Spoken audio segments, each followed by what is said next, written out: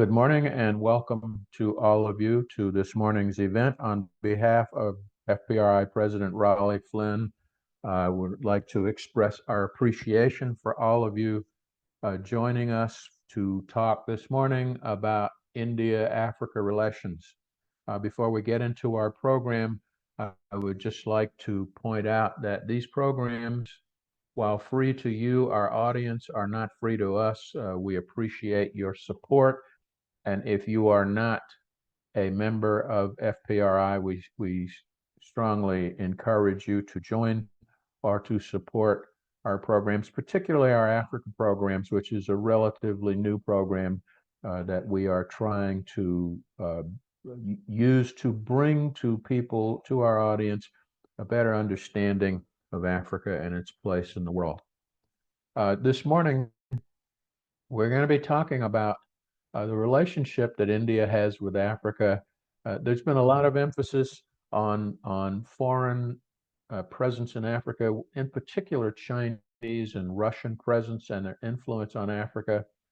There are a lot of other countries that are involved on the continent, and one that's seldom mentioned, which is unfortunate because of a very long history and a significant influence on the continent because of the communities of Indian descent who live in Africa, as well as communities of African descent who live in India. This morning, joining us to talk about this, we have someone that our audience knows well, Paul Nantulya from the National Defense University, Professor Alky Khan Satchu, and Professor Veda Vaidynathan, and if I mispronounce that, I apologize.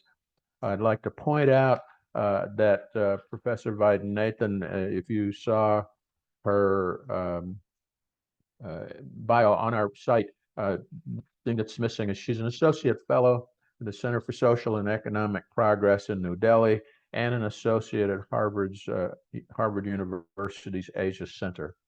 The way our program will work this morning, each of our panelists will make a few comments, and then we'll have a very brief moderated discussion on the topic.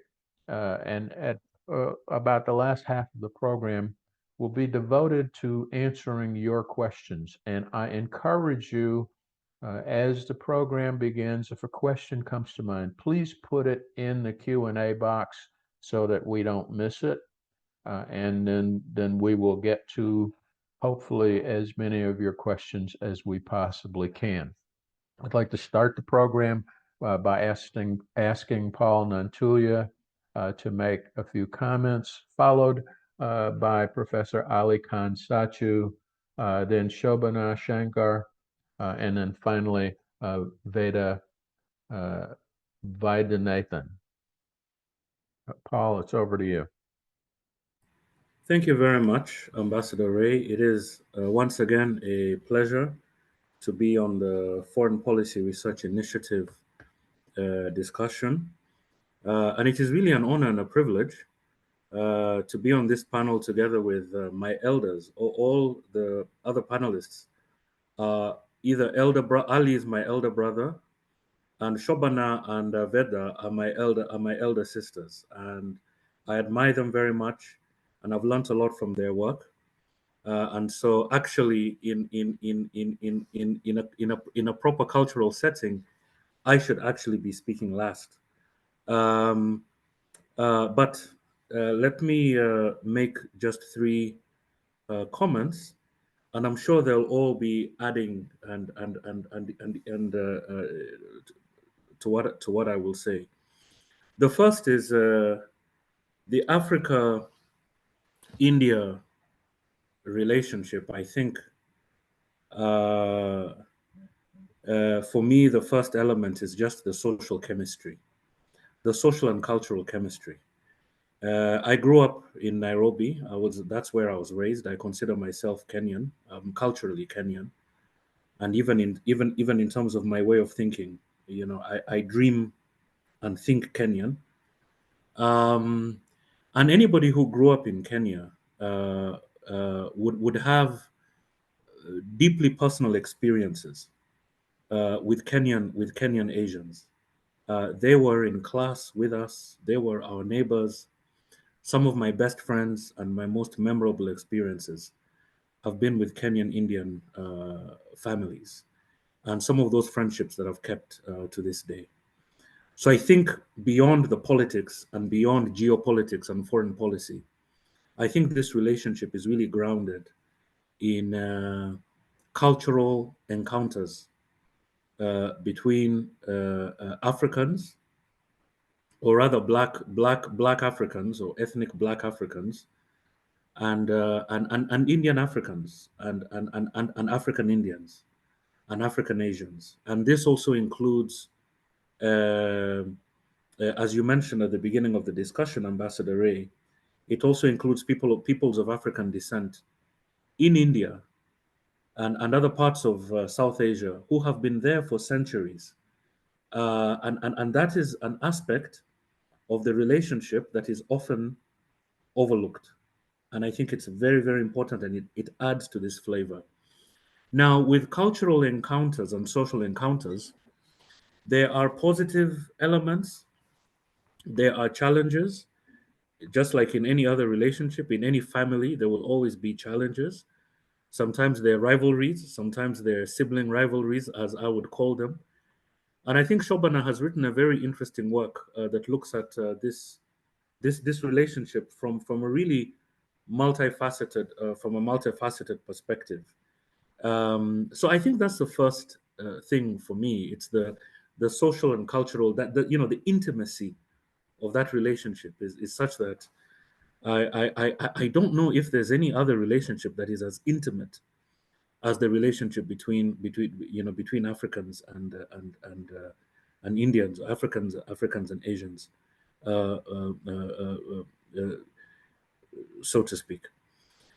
The second element, which I think comes out of the first, is the political ties, the political relationship between these two very important subcontinents that were colonized by the same colonial power, um, that have the same anti-colonial and resistance rhetoric and narratives, particularly the Indian National Congress, which bequeathed to Africa the what Southern Africans like to call the Congress tradition.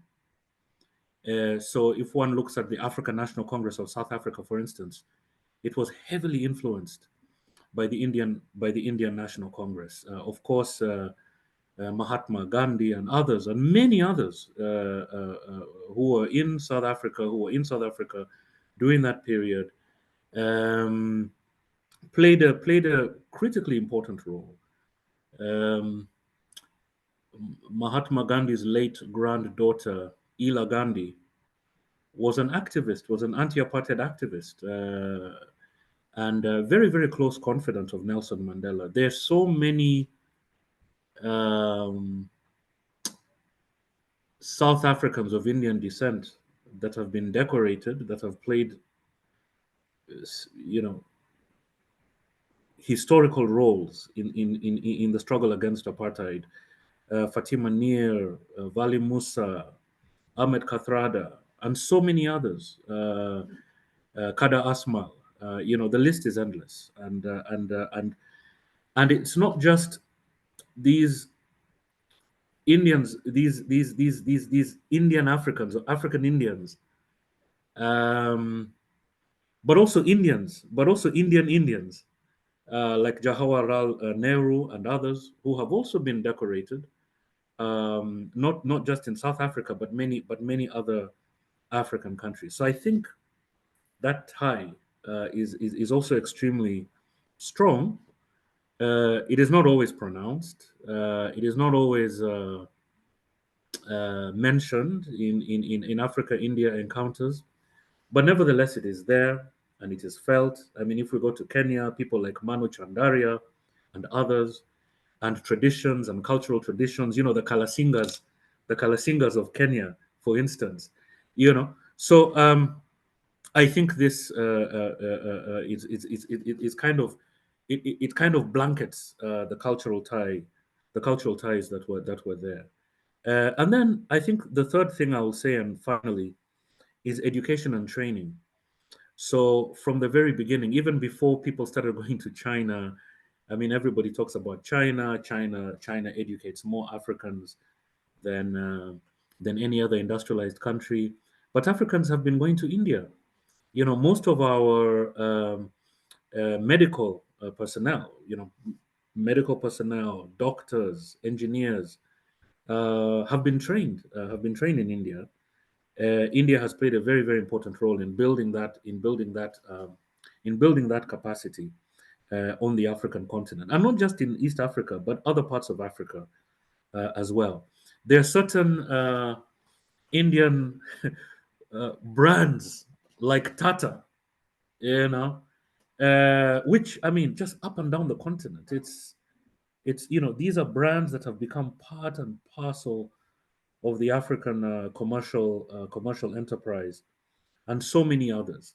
So I think these, Ambassador Ray, I think these would be my three opening statements: the social chemistry, the political narratives of resistance and collaboration and solidarity, problems notwithstanding, and the education and training. These for me are really, really important. Oh, thanks, Paul. And now, Ali. Thank you, Ambassador Ray, for the invitation to speak today, and thank you, Paul, for the introduction. And it's a privilege to be with such a distinguished panel. My thoughts, firstly, regarding the Africa-India engagement. It's easy to forget that it's actually a multi-century engagement, which was facilitated by the reversible escalator monsoon wind, which for many centuries brought people from further than India, but all the way up to Maputo. And then they would wait for about 3 months and the wind would turn around and take them all the way back to wherever they'd come from. So if you want to sort of frame the timing of this engagement has been going on for centuries. Paul touched on, for example, the Sidis who are of African descent living in India.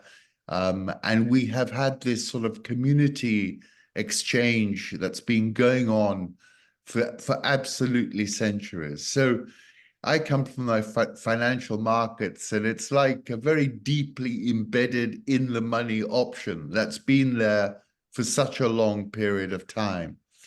I think it's difficult to categorize it, this engagement, in a sort of monolithic manner. For example, we know the Chinese engagement, largely state-led, a new phenomenon in the last 2-3 decades. But the Indian subcontinent engagement with the African continent, in my thinking, has been quite disparate. You have whole communities who are different in some elements, who've got a level of engagement quite often below the radar of the government itself. And I think as I look forward at how India is seeking to leverage this tremendous relationship, which Paul touched on, particularly the social connections, it's a little bit like herding cats, I think, for both African countries and for the Indian government. I think it's a massive opportunity, but no one should be left behind. There are so many businessmen, communities, all of whom I think have a really big net add to give to this relationship. And I think it's got tremendous potential to be leveraged.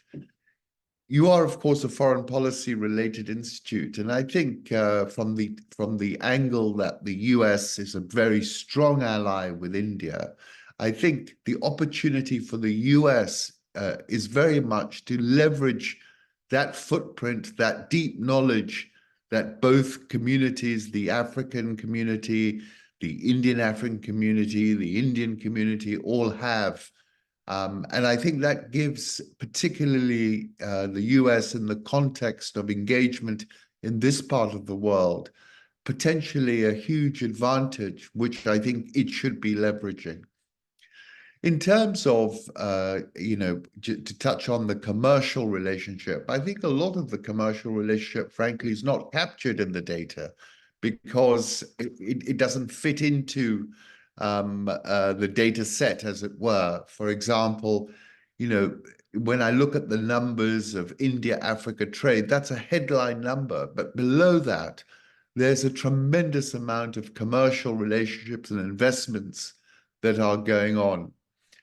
And just returning back to that long story of multi-century engagement, of course, we've had waves of engagement subsequent to that. My own family came in the 1880s from Gujarat, which interestingly is where the Prime Minister of India comes from as well. And the largest community, according to my knowledge, is actually the Gujarati community in Africa. And therefore, I think, there are so many synergies which can be leveraged for both sides. And I think it would be interesting to see the government of India and the African governments take a much more progressive approach to this opportunity. In terms of, just to finally just touch on the business opportunity, I think that's just enormous. I mean, we've seen the Chinese enter the continent in a very state-led approach. India's approach so far has been significantly different, according to me. I think it's sort of been as if 1,000 flowers have been, nurtured. Some nurtured themselves. Some were given some fertilizer from a government. But overall, I think there is a lot of potential and a very sharp growing curve ahead of us. Thank you. Shobana? Thank you. Thank you, Ambassador, for convening us, and Paul, for your remarks, and Professor Satchu. I also wanted to mention Paul's article that he published citing all of us, or talking to all of us, Africa-India cooperation sets benchmark for partnership, because I think it's a really excellent an in-depth and nuanced analysis of the relationship that we're talking about. Both Paul and Professor Satchu have mentioned history, and I'm that's my sort of focus. So rather than repeat and agree with what they've been saying, I just wanted to punctuate a few points.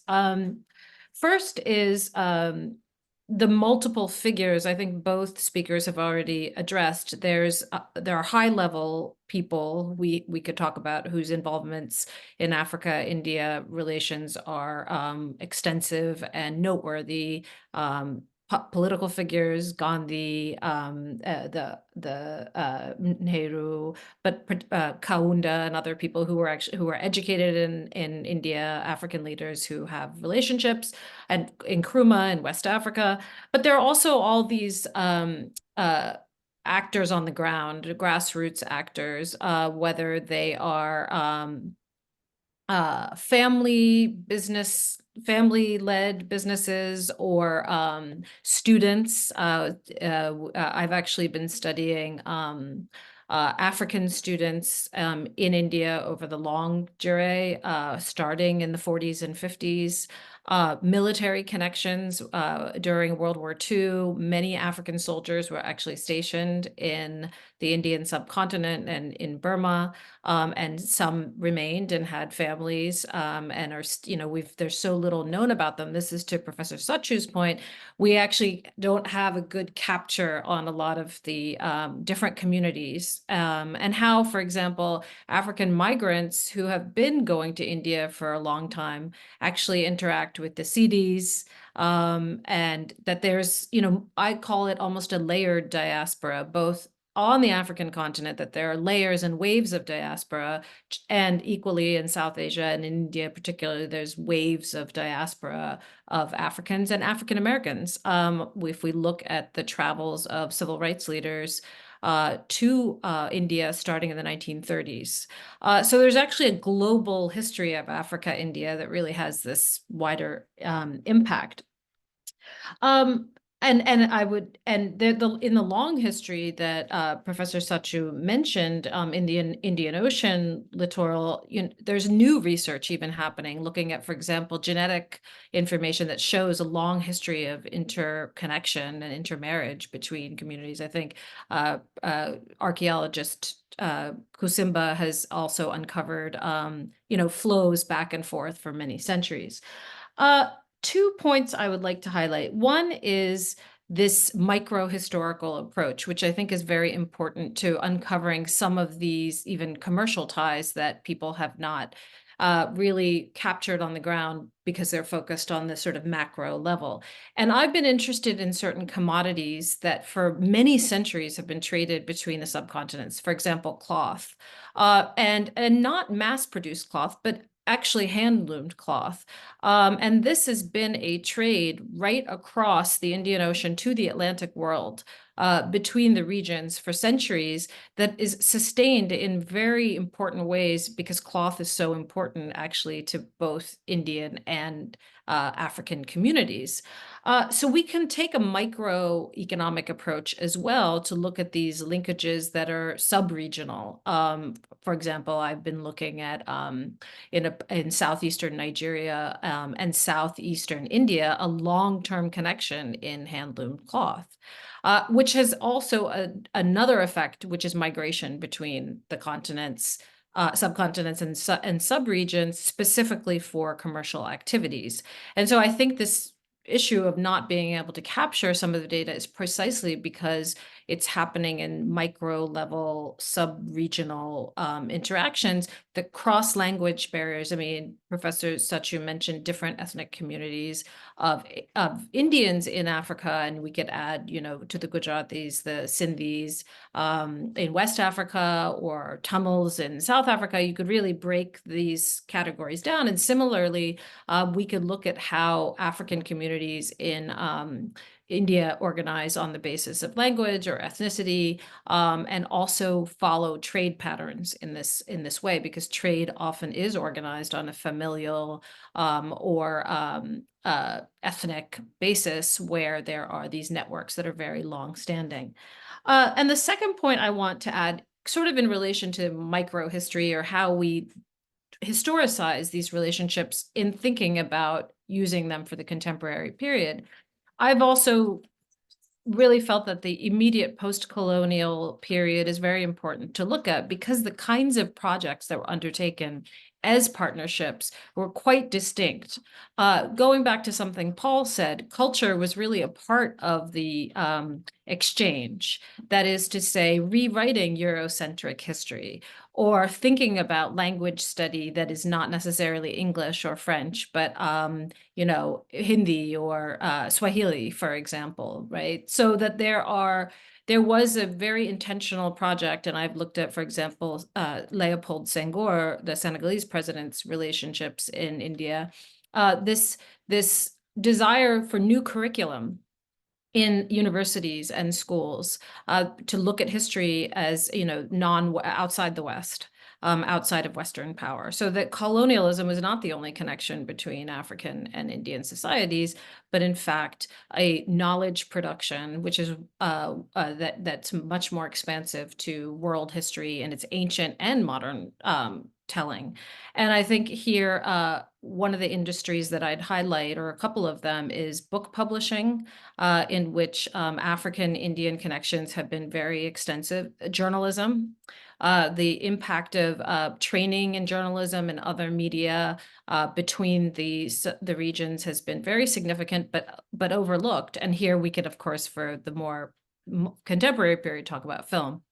Not just Bollywood, but Nollywood. I recently convened a workshop on visualizing African Asian worlds, and these are the two biggest film industries in the world, Bollywood and Nollywood out of Nigeria. So it's a very interesting nexus where some of these highly commercialized activities are happening, but in the creative and cultural spheres. The art world as well is another area where there's an enormous growth of interaction. And here we may add, cloth and textiles, as well as other kinds of forms. So I will stop there, but I just wanted to reiterate this point that about data and information. And I think we need really multidisciplinary research to bring out the different textures of this relationship, both past and present. Thank you. Thank you. And last but certainly not least, Veda. Thank you, Ambassador Ray. And thank you for having me. It's lovely to be here. Slightly daunting to be going last. I mean, is there anything left to say? I don't know. But just to pick up on where Shobana left off, the point about art, I thought maybe that is an interesting sort of segue. There was this movie made by this Indian origin Tanzanian filmmaker called Amil Shivji, and it's called The Tug of War. And it's this fantastic film. I had the opportunity to invite him to Princeton, and we screened the film. And I thought it is a wonderful way to start talking about India and Africa, because it deals with everything that everyone before me has talked about, right? This idea of the deeply complex histories of these geographies. The idea that if you go to Kochi or the south of India and Kerala today, there are folk tales that have to do with African figures. In many parts of North India, there are stories of African kings, and there's the decolonization history. So there's a lot of history that this relationship is built on. But the one thing that I did want to mention is that today, there are many Indias that exist as a result of this in Africa, and it's so layered and it's so complex. Sometimes when I interview second, third generation Kenyan entrepreneurs in, like, let's say in Nairobi, they're immediately other me. And Paul and I have talked about this, and it's really funny because they don't consider themselves Indian at all. And then they talk to my Kenyan colleagues and say, us Kenyans, this is what we have to do. So, but then they eat, theplas at home. They're culturally very Indian. They speak Gujarati sometimes. They speak of India as this faraway motherland. So it's a very complex and meshed sort of relationship. But what I think I'd focus on now in the 2 minutes that I have is how deeply strategic it is becoming. It is a relationship that Paul called it intimate. It's very familiar. It's very deep, but it's also taking on the strategic quality, especially in New Delhi, when it reassesses its foreign policy, especially as India develops a strategy for the global south. Countries in Africa are becoming increasingly important. One of the reasons, of course, is the economic opportunity, right? So beyond the Tatas, I had a conversation with a student in Bolkite University once who was convinced that Tata was an African brand. A Kenyan student who was convinced that chapati came from Kenya. I mean, maybe it did. But beyond the familiarity, I come from a state in India called Kerala. There's a tiny tech company that's just signed an MOU with the telecom company of Liberia. So you have economic relationships that are being built between venture capitalists in India, tech companies there across the digital space, which is very promising, which is very exciting. So beyond the Airtels and the Tata consultancy services and the big companies, you also have tiny players. Why is a young gentleman I interviewed going from Coorg in Karnataka to Gelan in Ethiopia to farm? Why are young people going from Gujarat to Ghana to manufacture solar panels? So there is an incredible strategic economic opportunity that young people or the vibrant, corporate sector in India sees in the continent. And also, just to build off of what Paul said, education, for instance, is something that's been a historic sector that, a lot of us, I think all of us in this panel have written about how wonderful the education symbiosis has been. But recently, IIT Madras opened its first ever campus in Zanzibar. And this is a huge technical education institution in India. It's a legendary institution. And when they had to go abroad, the first place that they picked was Zanzibar. There's now a paper that I'm writing, which is on critical minerals, right? And there's a whole conversation on critical minerals. The Ministry of Mines has come out with a list of minerals that are considered critical for India. Again, the Africa conversation comes up, and the conversation is about how do we make this strategic partnership more sustainable. So there are a lot of conversations on the economic front, on the strategic front, on the geopolitical front. Of course, again, all of us have written about the collective and singular clout that African countries bring to multilateral forums. So when countries like India are in conversations about how do we reset the global governance architecture, our partners in Africa become increasingly important. But most importantly, India's role going forward, I think, especially when you place it in a context where you have the US and you have China and you have all these big hitters, is going to be the provider of alternatives. How do we provide African governments and African ecosystems alternatives beyond the ones that exist? And I think their niche, rethinking and reimagining and recalibrating with the limited resources, how do we get imaginative about engagement? So I'd like to end there. Thank you. Well, thank you very much. Before we go to our audience, I have a couple of questions that I would like to run by this panel. I spent some time both in West Africa and in Southern Africa, and I've traveled to many of the other countries on the continent for brief periods. And one of the things that I noticed in my time there is that the Indian community is, as you've all said, I mean, it's all over Africa. I met Indians in Sierra Leone when I worked in our embassy there. I played golf with leaders of the Indian community in Harare when I was places. Was when I was in these countries, I made it a point to get beyond where the tourists normally go, or where even, as a matter of fact, a lot of our diplomats normally go. I didn't restrict my travels to, diplomatic receptions. I played golf. I did all kinds of weird and probably unsettling things for a lot of my colleagues. And what I think I noticed is that the Indian community is so embedded in these societies that, in fact, for many foreigners who go there, they're invisible. They're not. I mean, unlike the Chinese, unlike the Russians, or unlike even the Americans who are sort of set apart, the Indian community is so embedded in the local community that they're not seen. How do you think that plays from an American foreign policy standpoint, as we look at our position in Africa and who we see as competitors or possible collaborators? Do you see that as a possible reason that the U.S. foreign policy establishment has not paid more attention to India and its presence in Africa? Who would like to?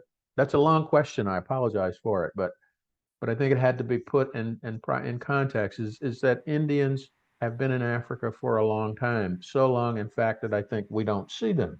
And how does that play into how we factor or how we develop our foreign policy for engaging with Africa and with the various parties who are there? Who would like to take a stab at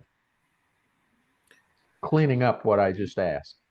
Paul, yeah. Let me go. Just briefly. First of all, I think the way you've expressed it is absolutely correct. That the Indian, I even feel, I don't know if you've noticed, but I actually feel uncomfortable saying Indian, because the embedment and the intimacy is so deep that one cannot simply just categorize this community. The way you talk about Chinese, the way you talk about Americans is not the way you talk about Indians and Asians.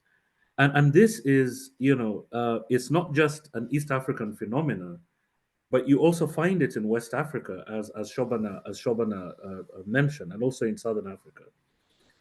So I think you're absolutely right in saying that it's almost the Indian African and the African Indian community on the continent becomes almost invisible precisely because of that intimacy. And I think, and when one talks about intimacy, it doesn't mean that there's no problems in the relationship. There are problems that crop up in the relationship. But when you look at the mechanisms of conflict resolution that are used to address problems in the relationship, these are highly localized mechanisms, right, that are used. It's very, very different from the sorts of mechanisms that are used to address problems between Africans and Chinese, for instance, right? So I think, yes, I think definitely there is an invisibility. And, from my perspective, at least, I think it's a blind spot in terms of US-Africa relations or US-Africa relations in the context of other powers, is that I don't think that relationship has really been leveraged in terms of the deep reservoirs of knowledge that Africans on the continental Africans and continental African Indians and Indian Africans have of the relationship between the two sides. And it's not just Africa, but then it's also India and South Asia. And I think Shobana wrote a book, which she titled "The Uneasy Embrace," where she talks about partly the perceptions and the perspectives that African communities have about India itself and about events and systems in India, right? So there's in that sense, there's a sense of comfort in the sense that both sides can criticize while partaking of the relationship. And I think American diplomats, find it really difficult for some reason to engage this, especially in the context of what Ali was talking about, which is the strong relationship between India and the United States. So it is puzzling, but certainly there's that invisibility. But that invisibility is because of this intimacy. At least that's how I see it. Okay. Anyone else like to add to that? If I may, yes. Yes. I thought Paul's answer was really great. And I think it leads also to what you said, Ambassador Ray, which is that you went to places that a lot of American diplomats might not have gone. And I think that embedment comes through actually going out of urban areas, going into different spaces, and also by class. So getting out of the elite sort of centers, whether that's social clubs or restaurants, but actually, being alive and present to the circumstances of everyday people in these places. And I think in terms of, looking at historically, I think this is, sort of where Paul was saying the political connection. Political history is important because the feeling of being post-colonial peoples gives a sort of intimacy and also a I don't want to say freedom from judgment, but in fact, this recognition that there's constant work to do in our societies. And so we are developing societies, not developed societies that necessarily have to take the higher ground to the other. But I do think, of course, that as Paul mentioned, sometimes this gets complicated.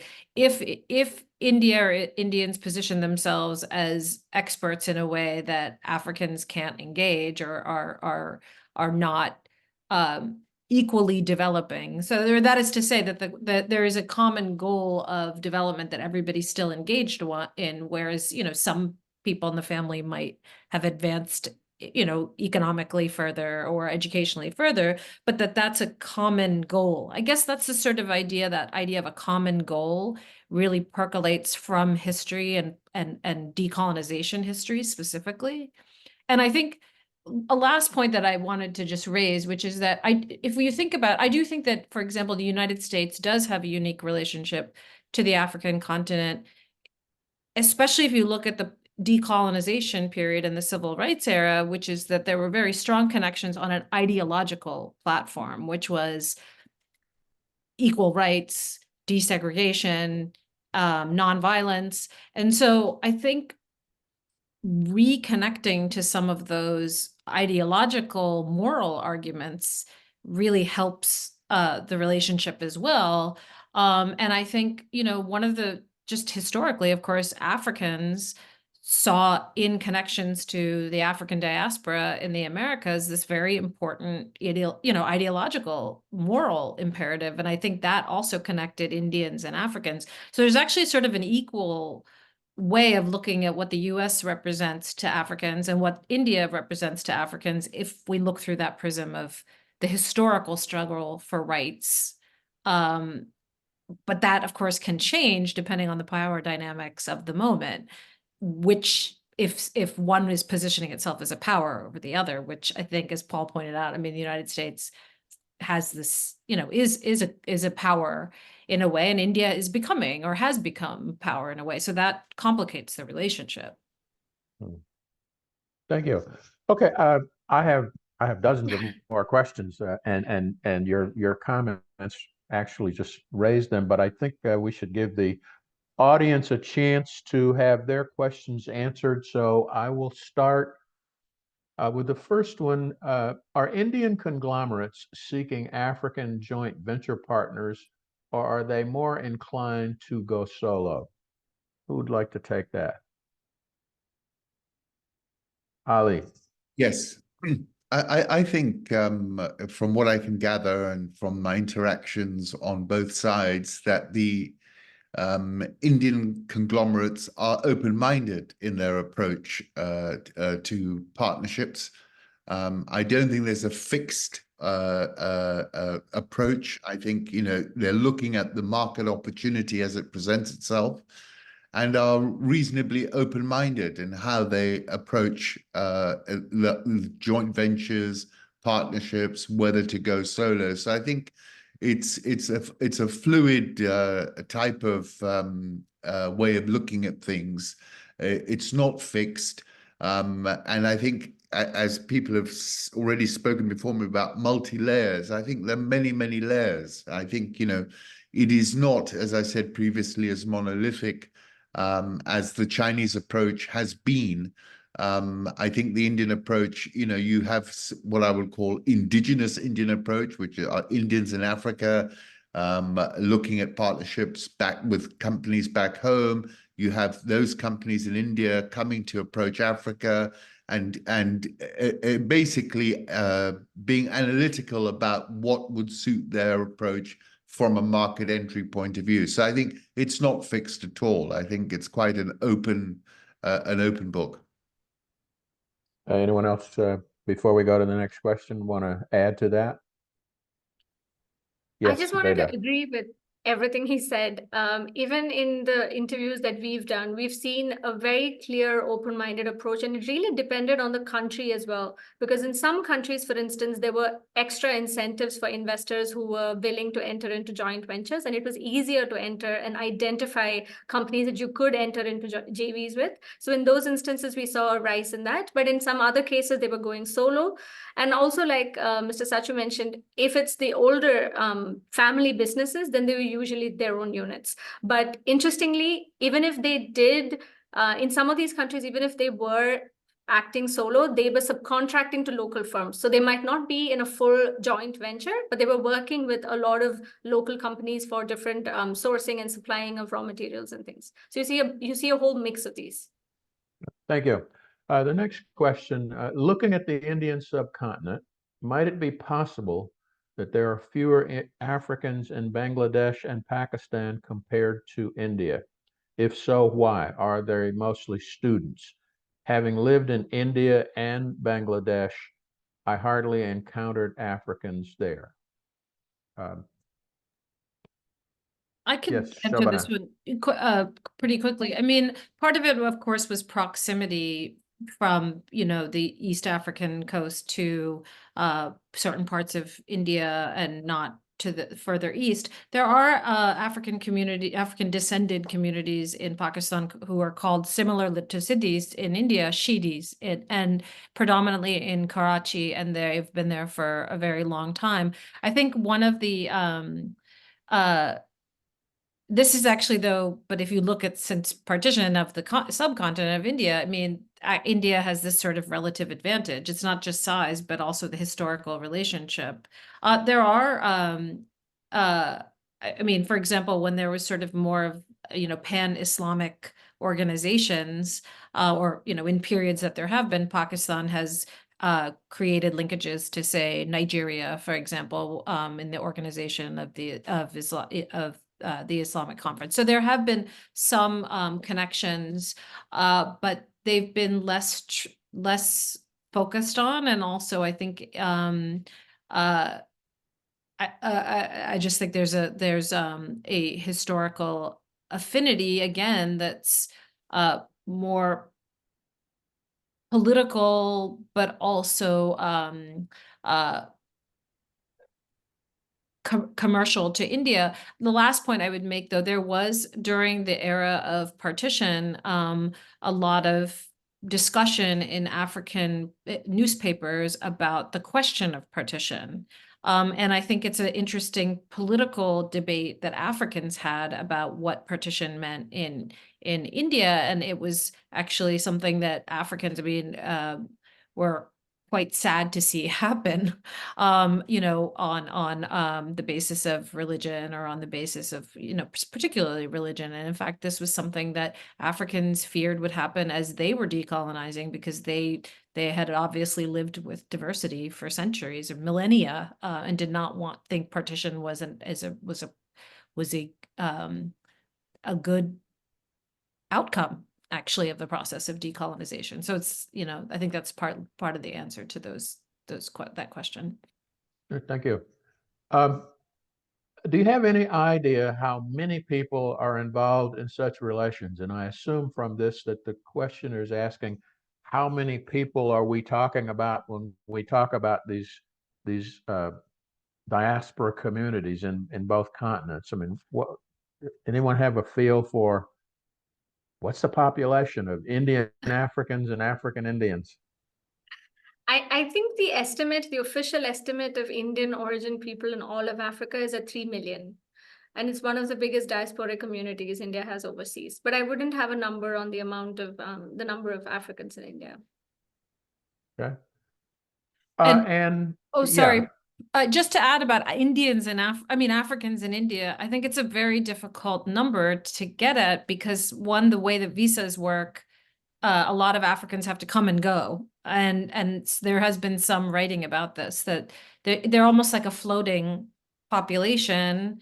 But also, interviewing somebody who worked at the Indian embassy in Dakar in Senegal, he said this is kind of an intentional strategy now, is to actually make a lesser stable population of a diaspora in Senegal and other parts of Francophone West Africa, but to have people who sort of come and go. And so there may even be some intentionality about creating more fluidity in the migration between the regions. Okay, thank you. Can I just layer one quick thing on top of this discussion? We're talking about these diasporas in India and in Africa, but also we should not forget, in terms of American foreign policy, of the diasporas, both Indian and African, in the United States. And I think when it comes to a foreign policy issue about how the US can leverage this intimate relationship between the Indian subcontinent and the African subcontinent, I would have thought its first point of call would actually be the diasporas within the United States, who have been incredibly successful. Silicon Valley, for example, with all the Indian CEOs. If you look at, for example, the Kenyan diaspora in the United States, it's actually extremely well educated and, very highly paid as well. So I think if one is trying to knit communities together in order to achieve an optimal outcome for US foreign policy, I would be looking at those diasporas as well. Oh, very good. I have a question, and you make a good point, but I'd like to throw out a thought. Right now, with the U.S. being hyper-focused on China and Africa, what do you see as the potential risk of us looking at India once we finally see the Indian presence in Africa as a counterweight to China? Absolutely. I think, it's become very binary, hasn't it, in the US in that sense. You can just see it from the daily news and the approach vis-a-vis China. And I think that would be a big mistake, because I think it would not be an optimal outcome for US foreign policy and US economic interests to see it purely in that sort of very bipolar way. And I think it's important for people like yourselves, Ambassador and Paul, to lobby the US government to take a less China-centric focus and focus on the actual embedded opportunity, which everyone has been talking about, which is very real, in my view. Thank you. Another question from the audience. How does India's ambitious role as the leader of the global South really benefit and fit into Africa's vision of itself? Who would like to take a stab at that one?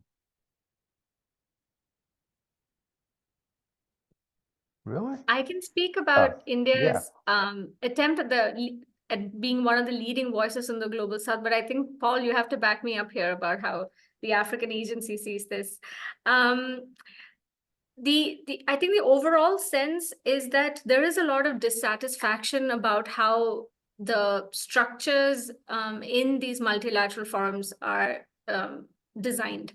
They're not representative of the developing world. They're not representative of the challenges that face the developing world, and developmental issues just aren't in the center of the agendas that are drawn up. So a lot of the conversation in countries like India and a lot of the developing world is, if we have to reimagine what a more democratic global landscape looks like, what do we want from it, and how do we get there? So I think a lot of the conversations in Delhi about the global South is about rallying support and also creating this vision and this agenda about, okay, we have a problem with the way the world is right now, but what do we want it to be, right? What issues should we be pooling resources into? How can architectures be changed? And collectively, if we get together and pool resources, are there domains in which we could maybe make small inroads of differences? So I think it's a little bit of that. So it's a deeply emotional issue. I think recently at CSEP, I moderated a conversation between Ambassador Shiv Shankar Menon and Raja Mohan, and about his article in Foreign Policy is about, is there such a thing as a global South? And we had a full house, and it was a very packed audience and a big debate, right? Because half of the people said the global South is too simplistic a way to be understanding the world. It's a very complex world order. It's a very simplistic way of looking at things. But another part of the room said, but decolonized countries, this is a collective identity. It is a deeply emotional issue. So as far as India is concerned, there is definitely a lot of traction as designing itself to be one of the leading voices in the global South. And how does that matter in its relationship with Africa? Everything from the way language, in the way it structures its MOUs, everything from the way the sectors it chooses to focus on, it's kind of influencing a lot of decisions in terms of where the resources are going and the narratives that are forming around it. I don't know if that makes sense. No, thank you very much. Another question here. Where and how has India provided election technical assistance in Africa?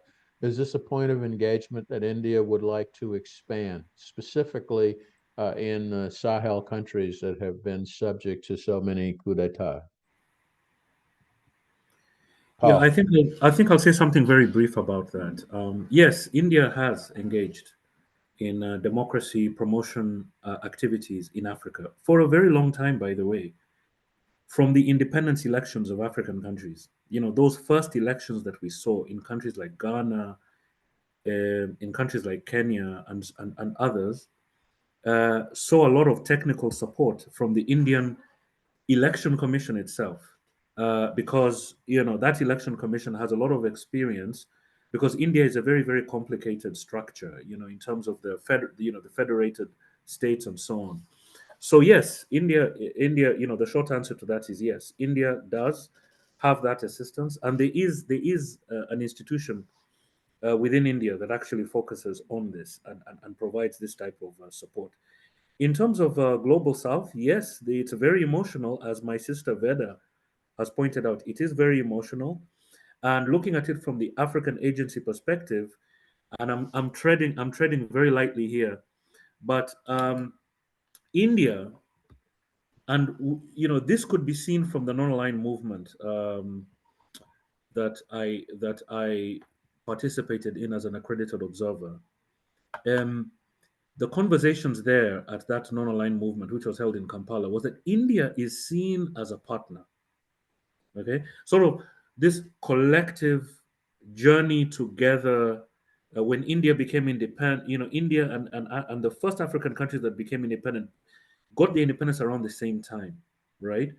It's very different on the Chinese side, because China is seen on the African continent. China is seen as a superpower in its own right.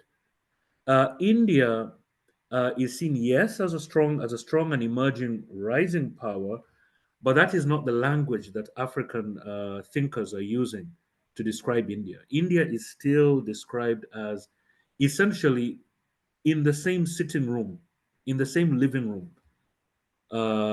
as African country. This is not the kind of language that is used to describe China. So yes, this is what I would say to contribute to what my sister just pointed out a few minutes ago.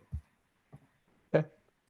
But it's an interesting question that sort of builds on what I said about us, the U.S. using India as a wedge against Chinese influence. Do you think that Africa could be, if it is not already, a field of competition between China and India?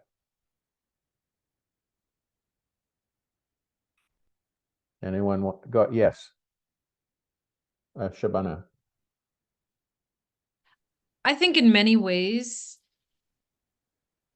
parts of the African continent may be spaces of competition, but I think who has the upper hand is really a question, and it varies by micro regional dynamics. And here's where I return to, particularly like if you look at a specific industry. So looking at textiles. And thinking of cases in West Africa recently. In fact, there's such a long relationship between, this is specifically in Nigeria. Well, first of all, there's already indigenous and intra-regional extensive West African trade in textiles. And then when there is a very long preference, a consumer choice for certain textiles that might come from India or Japan, or and here I'm not even thinking of cost, because it's not driven actually by there's plenty of wealth to buy these different levels of textiles. But then, so in fact, the Chinese were very unsuccessful in the textile industry, in the cloth industry in Nigeria, because of historical relationships, but specifically African consumer demand. And so I think there is competition, and it's very intense, but the competition is not driven just by external quote unquote operators, whether that's China and India or the Western countries. It's actually also African competition that's quite extensive depending on the particular industry. Anyone else? Oh, okay. This is a long question, and I'm going to try and condense it because we're running very close to the end here. Are there Indian answers to the growing gap in meeting the security situation in the Sahel, particularly with the withdrawal of French security forces, particularly at the ministerial level, whereas Indian support of cooperative security regimes such as G5 Sahel may result in greater security? Is there an appetite for this level of support from an Indian perspective? That's a long, complicated question. I hope I didn't mangle it too much. Who would like to try that one? Let me go briefly. Yeah, go ahead. So very briefly, because we're running out of time. Yes, the India-Africa maritime relationship is there. It's strong. The AF index, I think the Africa-India Maritime Exchange exercise, the AF index, it occurs every year or every 2 years, and it's very solid. I mean, it has developed as a solid institution. India also invites several African officers to its various academies every year. The numbers have been very, very stable. Even interestingly, even during COVID, the numbers remained very, very stable. And you also have an exchange of Indian officers that travel to African countries and provide capacity for military uh, staff colleges, junior command and staff colleges, as well as senior command and staff and the National Defense College level. So you have these with Uganda, Seychelles, Kenya, Tanzania, I mean, name it, Zambia, Malawi. I mean, it's very, very extensive. You know, South Africa, Botswana. I mean, you know, the list goes on and on. So yes, on the maritime side, as well as the professional military education side, and of course, the Indian PME model, it revolves very strongly around democracy, democratic control of the armed forces, and civilian control. So that's also an add-on to the Africa-India Defense Partnership. Well, thank you. We have unfortunately run out of time long before we ran out of questions. I want to thank our panelists for absolutely fantastic presentations. I think we probably raised more questions than we answered. We might have to consider doing this again sometime. I'd like to thank our audience for joining us, and again, apologize that we didn't get to all your questions, and remind you to please think of supporting FPRI to make sure that we can continue to bring you programs like this. The recording of this program will be on YouTube within the next 24 to 48 hours. If you missed anything or you would like to share it with your friends, thank you all for being with us, and we'll see you next time.